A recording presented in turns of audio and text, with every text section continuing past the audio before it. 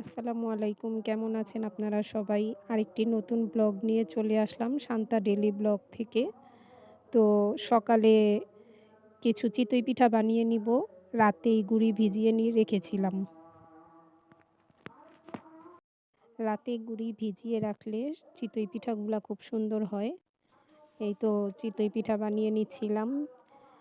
ভর্তা দিয়ে খাওয়া হবে আর কিছু খাওয়া হবে খেজুরের রস দিয়ে। আমি খেজুরের রস দিয়ে খেতে পারি না, তাই ভর্তা দিয়েই খেয়েছিলাম। আর পিঠাগুলা দেখেন দেখতে খুব সুন্দর হয়েছিল। মানে একদম দোকানের পিঠার মতো খুব নরম ছিল, ২ দিন রেখে খাওয়া যায় এরকম। এই তো বানিয়ে নিয়েছি কয়েকটা চিতই পিঠা। দেখতে কিন্তু খুব সুন্দর হয়েছে। এটা ভর্তা অথবা খেজুরের রস দিয়ে খাওয়া হবে।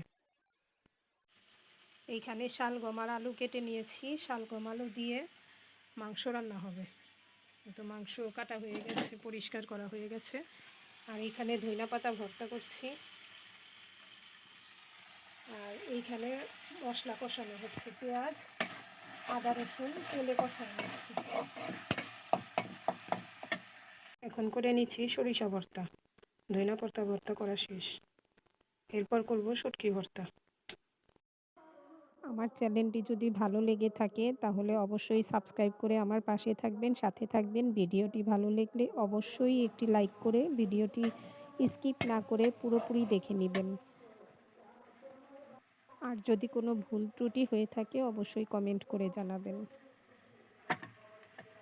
তো এই তো মশলা কষানো হয়ে গেছে। এখন মাংসগুলো দিয়ে দিচ্ছি। ছেলে পা খেতে খুবই পছন্দ করে, এজন্য পা একটু বেশি করেই দেই।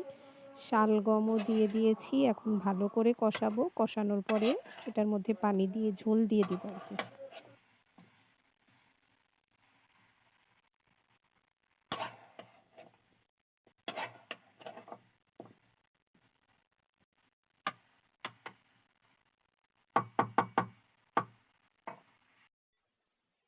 এগুলো হচ্ছে পেঁয়াজ পাতাগুলো কুচি করে নিয়েছি।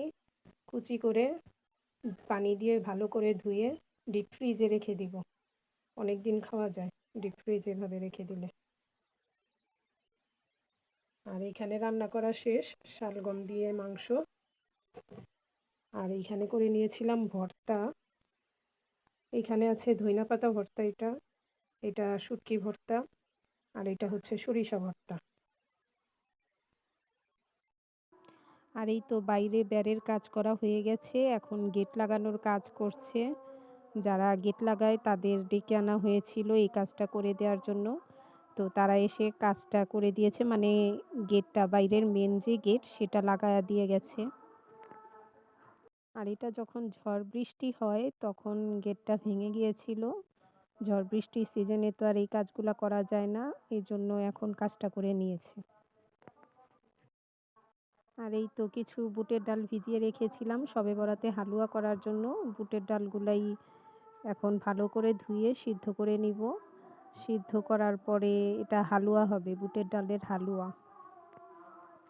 তো বুটের ডালগুলা সিদ্ধ করে ব্লেন্ড করে নিয়েছিলাম। ব্লেন্ড করে নিয়েছি। এখন এটা হালুয়া করে নিব। হালুয়াটা প্রথমে লাকড়ির চুলায় করে নিচ্ছিলাম, কিন্তু হালুয়ার যে ছিটা আসছিল খুব, লাকড়ির চুলার জালটা খুব বেশি ছিল, এজন্য আবার গ্যাসের চুলায় আনছি। গ্যাসের চুলায় এখন ভালো করে নাড়তেও সুবিধা হবে, ছিটাও আসবে না, হালকা আঁচে করে নিব। তো বুটের ডালের হালুয়া রেডি হয়ে গেছে। এখন বাদাম আর কিশমিশ দিয়ে দিচ্ছি, বক্সে নিয়ে নিয়েছি। কোনো কালার ইউজ করি নাই, এজন্য একটু সাদা সাদা দেখা যাচ্ছে। তো সন্ধ্যার পরে জিসানের আব্বু আসার সময় একটা রুটি নিয়ে এসেছিল। এটা আমরা ফ্রেঞ্চ রুটি বলে থাকি। এই রুটিটা এখানে পাওয়া যায় না, এটা অর্ডার দিয়ে বানিয়ে এনেছিলাম। কারণ ঢাকায় আমরা ছোটোবেলায় এই রুটি ছাড়া শবে বরাত ভাবতেই পারতাম না। এখনও সেই অভ্যাসটা রয়ে গেছে। এজন্য এইখানে একটা বেকারি আছে পরিচিত, এই বেকারিতে বললে তারা এই রুটিটা বানিয়ে দেয়। তো শবে বরাতের রাতে হালুয়া রুটি খাওয়া ভালো না। তারপর মোমবাতি আগরবাতি জ্বালানো এগুলা উচিত না। কিন্তু আমরা ছোটবেলা থেকে এগুলা করে এসেছি, তো এখন না করলে ভালো লাগে না। এটা যে করতেই হবে এমন কোনো বাধ্যবাধকতা নেই। তারপর অভ্যাসটা রয়ে গেছে তো এই রাতে একটু করি এগুলা। আর ঢাকায় আমরা ছোটবেলা তারাবাতি জ্বালাতাম, আমার ভাই মোররা জ্বালাতো। এখন তো আর এগুলা সবই স্মৃতি। সেগুলা করে খুব ভালো লাগতো, মজা পেতাম, এইজন্য করতাম।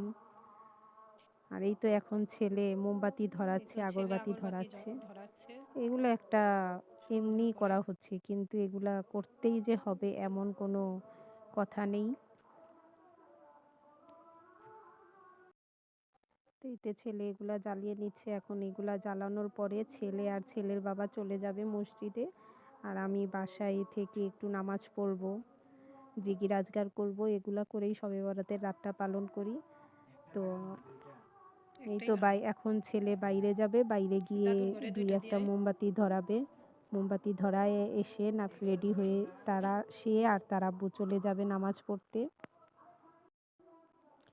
তো শবে বরাতটা আমরা এভাবেই পালন করে থাকি, নফল নামাজ রোজা পড়ে এভাবেই আমরা পালন করে থাকি শবে বরাতটা।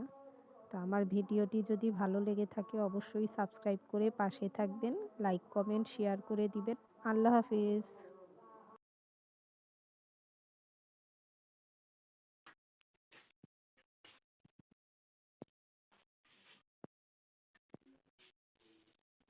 একটা তো শেষে আইছে।